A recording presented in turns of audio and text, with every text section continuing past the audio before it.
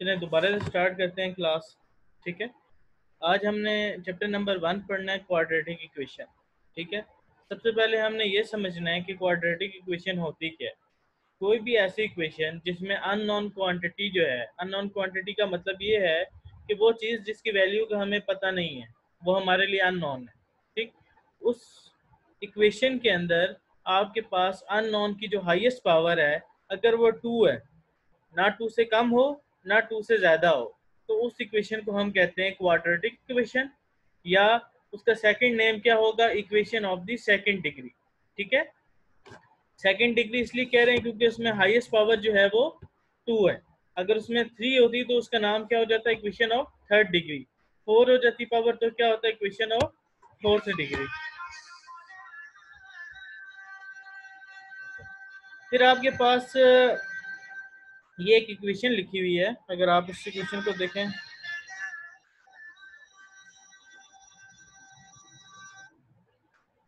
इस इक्वेशन में आपके पास A X square plus B X plus C लिखा हुआ है। ठीक है, ये इक्वल टू 0 है। अब इस इक्वेशन में अननोन आपके पास क्या है, कोई बता सकते हैं अननोन क्या है इस इक्वेशन में?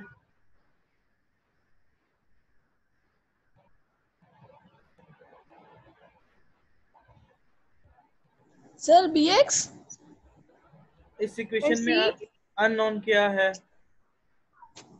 सी। नहीं, सर बी एक्स स्क्वायर। इस इक्वेशन में जो अननोन है वो x है। ठीक है, x जो है अननोन है। डेफिनेशन क्या कहती है, अननोन की हाईएस्ट पावर क्या होनी चाहिए, 2। तो इस इक्वेशन में x की हाईएस्ट पावर क्या है, 2। तो आपके पास x एक अननोन है जिसकी वैल्यू का आपको नहीं पता। आगे वो कह रहा है a is not equal to 0 and a b c are real numbers. उसने बता दिया है कि a b c जो है वो आपके पास कोई रियल नंबर्स हैं। किस चीज के बारे में वो इन्फॉर्मेशन नहीं दे रहा, वो आपके पास x है। ठीक है, तो आपके पास अननोन क्या है, x। हमेशा हमारे पास या मोस्टली हमारे पास इक्वेशन में जो अननोन होते हैं वो x y z की फॉर्म में होते हैं। ठीक है, तो अगर कोई भी इक्वेशन सामने आ जाती है तो सबसे पहले आप देखें उसमें x y z है या नहीं है। अगर है तो क्या उसके बारे में कोई इन्फॉर्मेशन गिवन है या नहीं है। अगर उसके बारे में कोई भी इन्फॉर्मेशन गिवन नहीं है, इसका मतलब ये है कि वो आपके पास अननोन है। अब यहाँ पे उसने बता दिया कि a is not equal to 0। अगर a को मैं 0 कर दूंगा, इसका मतलब ये है कि x स्क्वायर वाली वैल्यू 0 है, तो ये तो आपके पास क्वाड्रेटिक इक्वेशन नहीं रहेगी। तो आपके पास ये एक जनरल फॉर्म है क्वाड्रेटिक इक्वेशन की। तो इस इक्वेशन में आपके पास a जो है वो कभी भी 0 के इक्वल नहीं होगा। ठीक है, और a b और c आपके पास कोई ना कोई रियल नंबर्स होते हैं। इनकी वैल्यू 1 हो सकती है, 2 3 4, कोई भी रियल नंबर इसकी वैल्यू हो सकती है। ठीक, यहाँ तक किसी को मसला? No sir. इस ये आपके पास जर्नल या स्टैंडर्ड फॉर्म है क्वाड्रेटिक इक्वेशन की। जब भी आपको कहा जाता है कि आप क्वाड्रेटिक इक्वेशन को सॉल्व करें, तो आप सबसे पहले उसकी जर्नल फॉर्म बनाते हैं, उसकी स्टैंडर्ड फॉर्म में इसको लेके आते हैं, अगर वो इक्वेशन स्टैंडर्ड फॉर्म के अंदर नहीं है तो। ठीक, अब a जो है वो क्या है, बेसिकली एक्स स्क्वायर का कोफिशिएंट है। ठीक है, इसी तरह b क्या है, वो x का कोफिशिएंट है, और c क्या है, x नॉट का कोफिशिएंट है। x नॉट से मेरा क्या मुराद है कि आपके पास जिस वैल्यू के साथ c के साथ x आपको नजर नहीं आ रहा, लेकिन यहाँ पे एक्चुअली x की पावर 0 मौजूद है। और आपको पता होना चाहिए किसी भी चीज की पावर जो 0 होती है वो आपके पास 1 के इक्वल होती है। तो इस वजह से हम हमेशा जो लास्ट टर्म में होती है, जो c वाली वैल्यू होती है, उसके साथ हम x पावर 0 या x पावर नॉट नहीं लिखते। ठीक है, बेसिकली यहाँ पे x पावर 0 मौजूद है। ठीक है, किसी भी चीज की पावर अगर आप 0 लेते हो वो 1 के इक्वल होता है। अब ये आपके पास एक इक्वेशन लिखी हुई है एग्जांपल के तौर पर, x square minus 7x plus 6 equal to 0। अगर मैं इस इक्वेशन को कंपेयर करूं इस इक्वेशन के साथ, तो मेरे पास यहाँ पे a क्या है, कोई बता सकते हैं? इस इक्वेशन में a की क्या वैल्यू है? सर एक्स स्क्वायर वैल्यू नहीं है, a क्या है, आपके पास 1 है। ठीक है, आपने इस इक्वेशन को इस इक्वेशन के साथ कंपेयर करना है। यहाँ पे a है, यहाँ पे क्या है, एक्स स्क्वायर के साथ 1 मौजूद है। कुछ भी मौजूद ना हो तो 1 होता है। इसी तरीके से आपके पास x के साथ क्या मौजूद है, यहाँ पे प्लस भी मौजूद है।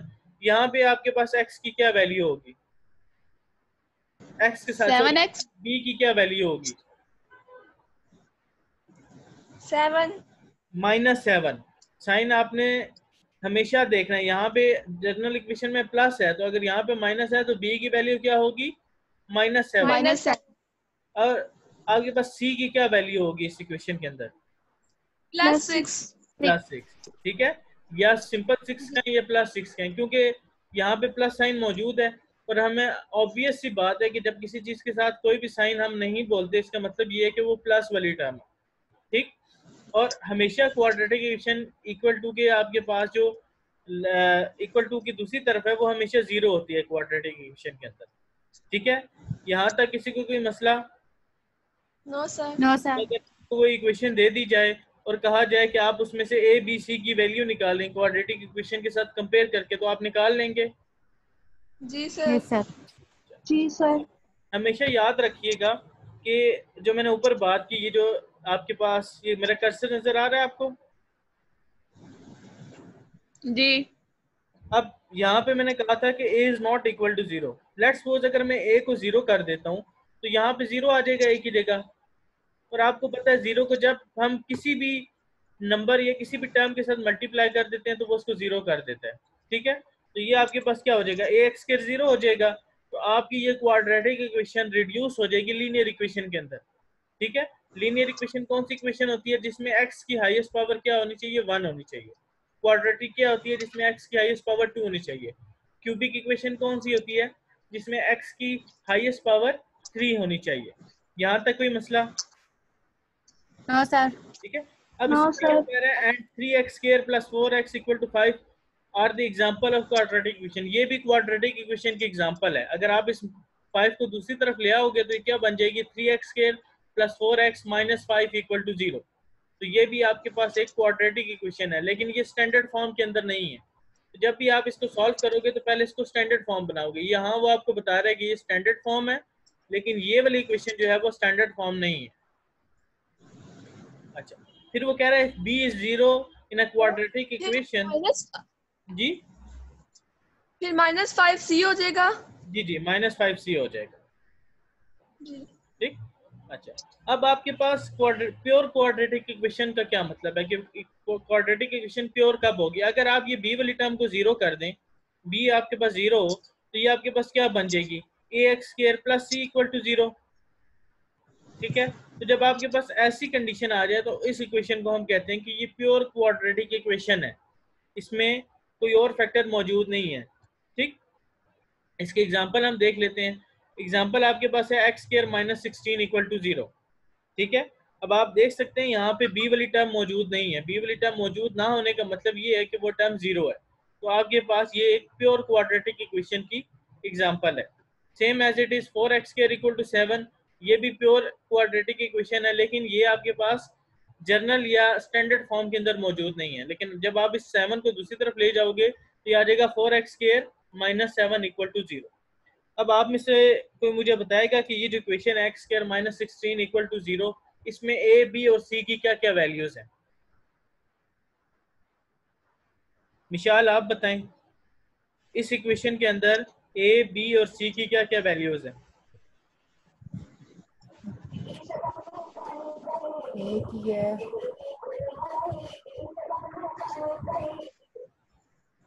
आपकी आवाज नहीं आ रही मिशाल। ठीक,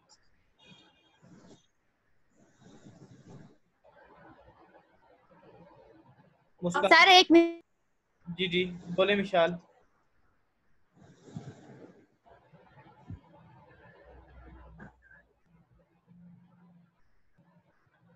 जी मिशाल बताएं, a और b और c की क्या वैल्यू है इस इक्वेशन के अंदर? मुस्कान आप बताएं, इस इक्वेशन के अंदर a, b और c की क्या वैल्यू है? सर ए की 1 है, बी की भी 1 है और सी की -16। b की कैसे 1 है? सर वो एक्स देखें, इस इक्वेशन को अगर मैं इस जनरल इक्वेशन के साथ कंसीडर करूं तो यहाँ पे bx मौजूद ही नहीं है। जब bx मौजूद नहीं है इसका मतलब ये है कि अगर b 0 होगा तभी bx गायब हो जाएगा ना। तो यहाँ पे b की वैल्यू क्या है आपके पास? 0। अगर इस लाइन को आप स्टडी करें, if b is equal to 0 in a quadratic equation then it is called a pure quadratic equation. कि अगर आप क्वाड्रेटिक इक्वेशन में b को 0 कर दोगे तो आपके पास तब ये प्योर क्वाड्रेटिक इक्वेशन बनेगी। यहाँ तक अब किसी को कोई मसला? No sir. No sir. अब आपने ये एक्टिविटी करनी है। यहाँ लिखा है ना राइट 2 प्योर क्वाड्रेटिक इक्वेशन, आपने राइट 10 प्योर क्वाड्रेटिक इक्वेशन लिखनी है। ठीक है, 10 एग्जांपल्स आपने लिखनी है प्योर क्वाड्रेटिक इक्वेशन की और 10 एग्जांपल्स आपने लिखनी है स्टैंडर्ड क्वाड्रेटिक इक्वेशन की। ठीक है, एज एन असाइनमेंट आपने ये 2 काम करने हैं। ठीक, ओके। अब जब भी हम किसी क्वेश्चन की बात करते हैं तो हमें उसके सोल्यूशन के बारे में भी बात करना पड़ती है। ठीक है, तो आपके पास जो क्वाड्रेटिक इक्वेशन है इसको सॉल्व करने के डिफरेंट मेथड्स हैं। पहली एक्सरसाइज में आप पढ़ेंगे फैक्टराइजेशन और कंप्लीटिंग स्क्वायर मेथड। ठीक, और सेकंड एक्सरसाइज में आप एक थर्ड मेथड पढ़ेंगे विद फार्मूला, जिसको आप कहते हैं क्वाड्रेटिक फार्मूला। ठीक, तो सबसे पहले हम देख लेते हैं कि फैक्टराइजेशन के जरिए हम किसी भी इक्वेशन को कैसे सॉल्व करते हैं, और ये मेथड जो है वो आप ऑलरेडी पढ़ चुके हैं 9th की बुक में चैप्टर नंबर 6 के अंदर, जहाँ पे आप फैक्टर्स बनाते हैं। ठीक है, फैक्टराइजेशन या बाय मेकिंग फैक्टर, जिस तरह आपने इक्वेशन को सॉल्व किया था, अननोन की वैल्यू कैलकुलेट की थी, ये बेसिकली वही मेथड है। ठीक,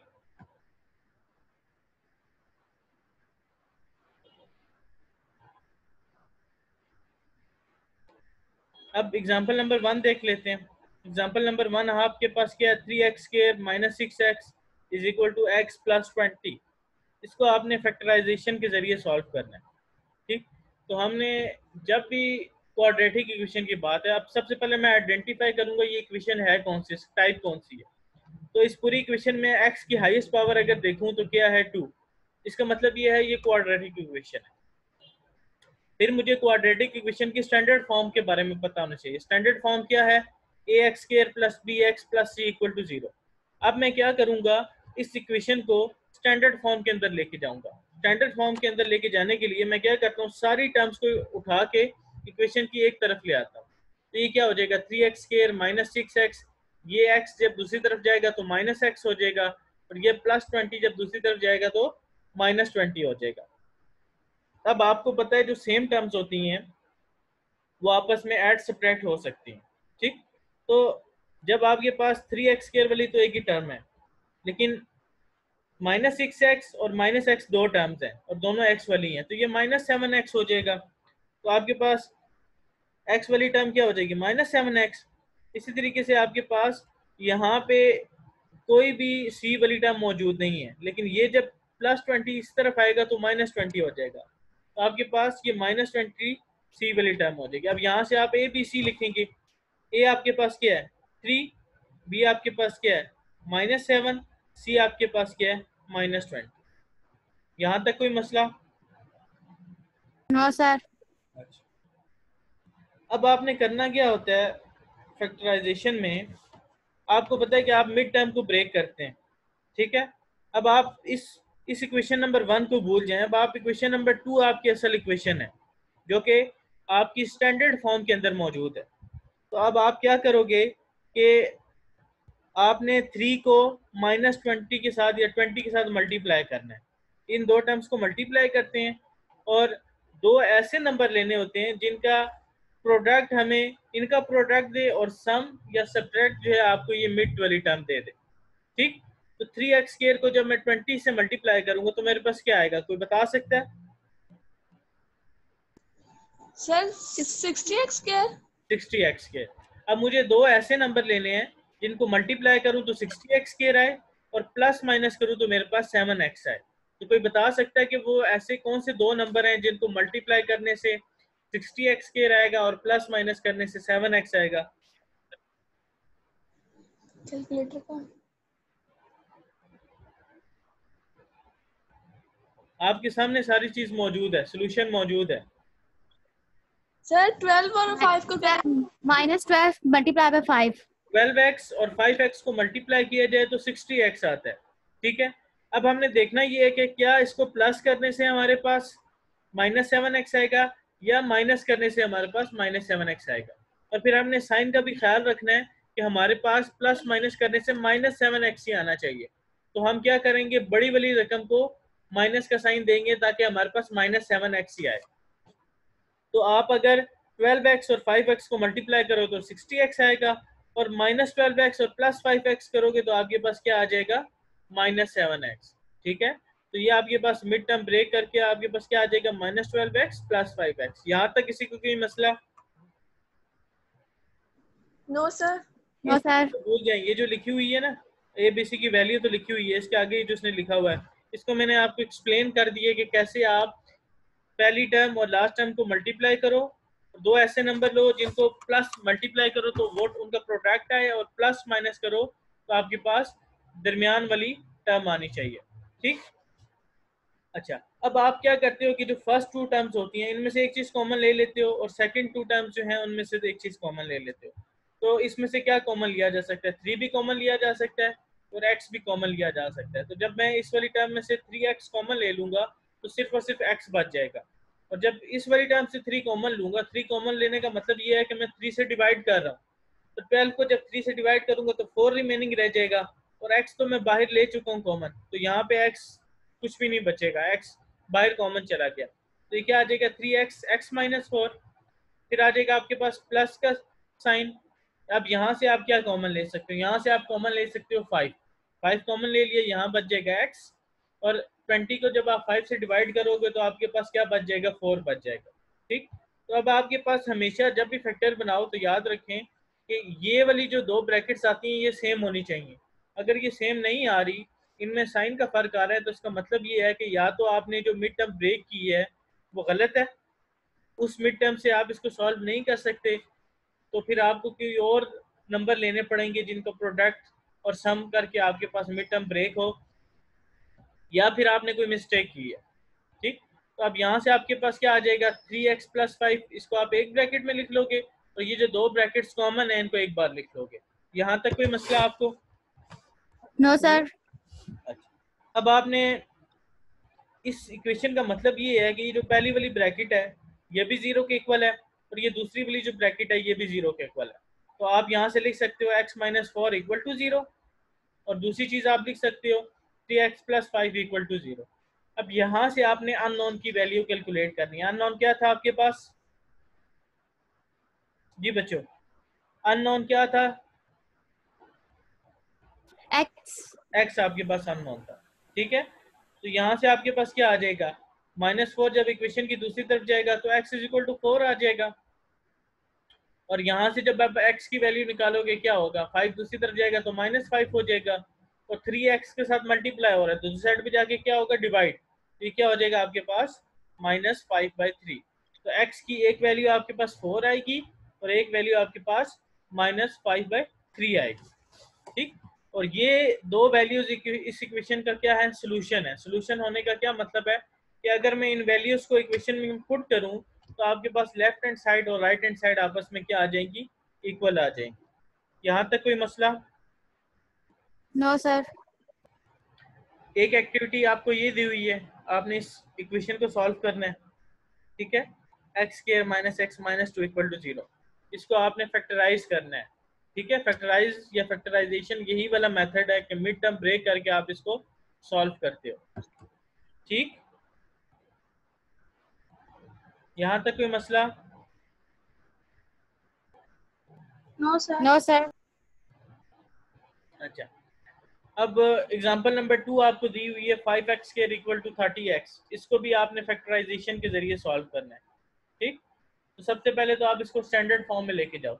अब किसी भी इक्वेशन में अगर कोई चीज़ मिसिंग है, जैसे आपके पास एक इक्वेशन में हमने देखा था b मिसिंग हो तो वो आपके पास प्योर क्वाड्रेटिक इक्वेशन होती है। अब इसी तरह इस इक्वेशन में आपको c नज़र नहीं आ रहा, c नज़र नहीं आ रहा, इसका मतलब ये है कि c की वैल्यू आपके पास 0 है।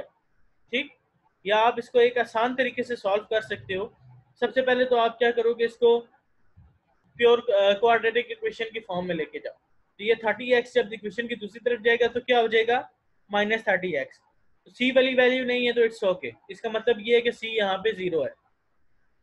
अब आप इसको मिड टर्म को ब्रेक करने की अब आपको जरूरत नहीं है। मिड टर्म कब ब्रेक कर सकते हो आप, जब आपके पास c भी गिवन हो। तो आप सिंपल देख सकते हो कि इसमें कुछ कॉमन आ रहा है, आपके पास 5 कॉमन आ रहा है और x कॉमन आ रहा है, सिंपल 5x कॉमन ले लो। ठीक, यहाँ पे क्या बचेगा 5x² की जगह सिर्फ x बच जाएगा, फिर माइनस का साइन आ जाएगा। 30x में से आपने 5x कॉमन लिया था, x बाहर चला गया, 30 को 5 से डिवाइड करो 6 आ जाएगा। ठीक, तो अब इसका मतलब भी यही है कि ये जो 5x है ये भी 0 के इक्वल है और ये वाली ब्रैकेट भी 0 के इक्वल है। तो यहाँ से क्या आ जाएगा 5x इज इक्वल टू 0, और दूसरा क्या आ जाएगा आपके पास x माइनस 6 इक्वल टू 0। तो यहाँ से एक x की वैल्यू क्या आ जाएगी 0, क्योंकि 0 के साथ जब भी आप कोई चीज़ डिवाइड करोगे तो वो आपको 0 ही देगा। तो जो 5 मल्टीप्लाई ओवर x के साथ जब ये 0 से डिवाइड होगा तो ये 0 ही आ जाएगा। और इसी तरीके से आपके पास x माइनस 6 इक्वल टू 0 है, तो ये माइनस 6 जब इक्वेशन की दूसरी तरफ जाएगा तो क्या हो जाएगा प्लस 6 हो जाएगा। तो आपके पास इस इक्वेशन के दो आंसर आ गए हैं, x इक्वल टू 0 और आपके पास x इज इक्वल टू 6 आ गया। ठीक, और ये इस इक्वेशन के रूट्स हैं या इसका सोल्यूशन है। और सोल्यूशन लिखने का मेथड ये होता है कि आप ब्रैकेट लिख के उसके तमाम सोल्यूशन उसमें लिख देते हो। यहाँ तक कोई मसला? No sir. अच्छा, अब ये कॉलम देखें, कह रहे remember that cancelling of x on both side of 5x² equal to 30x mean the loss of one root. इसका मतलब ये अगर आप इस इक्वेशन को देखें ना 5x² इक्वल टू 30x, तो यहाँ से मैं एक x को एक x के साथ काट सकता हूँ। जब मैं एक x को एक x से काट दूंगा इसका मतलब ये है कि आपके पास एक रूट जो है इक्वेशन का वो लॉस हो गया, या एक सोल्यूशन जो है इक्वेशन का वो लॉस हो गया। तो इसका मतलब ये है कि उस इक्वेशन का एक जवाब हमेशा 0 के इक्वल होगा। अब ये देखें ना, ये हमने इस इक्वेशन को सॉल्व किया तो यहाँ पे आपके पास x इक्वल टू 0 आ गया, ये एक सोल्यूशन 0 आ गया और एक सोल्यूशन 6 आ गया। 0 क्यों आया? क्योंकि यहाँ पे हमारे पास एक x से कैंसिल हो रहा है। यहाँ हमने इसको दूसरे मेथड से किया है कि 30x को इक्वेशन के दूसरी तरफ ले गए और इसको सॉल्व कर लिया। यहाँ तक कोई मसला आपको? No sir. यहाँ तक समझ आया आप लोगों को? जी सर। तो अभी हमने जी ये सर आ गया। पहला मेथड पढ़ा है। आपको जो मैंने असाइनमेंट्स दी हैं, आपने 10 एग्जांपल्स लिखनी है प्योर क्वाड्रेटिक इक्वेशन की, 10 आपने एग्जांपल्स लिखनी है स्टैंडर्ड क्वाड्रेटिक इक्वेशन की। ठीक, और फिर आपने एक्टिविटी एक आपको ये क्वेश्चन बताया है, ये जो लिखा हुआ था साइड पे, ये आपने सॉल्व करना है। ठीक है, आपको क्वाड्रेटिक इक्वेशन की डेफिनेशन आनी चाहिए, प्योर क्वाड्रेटिक इक्वेशन की डेफिनेशन आनी चाहिए। ठीक, और फिर आपने ये एक्सरसाइज में जाके एक्सरसाइज 1.1 में जाके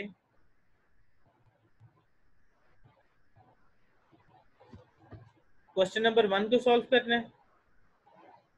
ठीक है, और क्वेश्चन नंबर 4 को आपने सॉल्व करना है। ठीक है।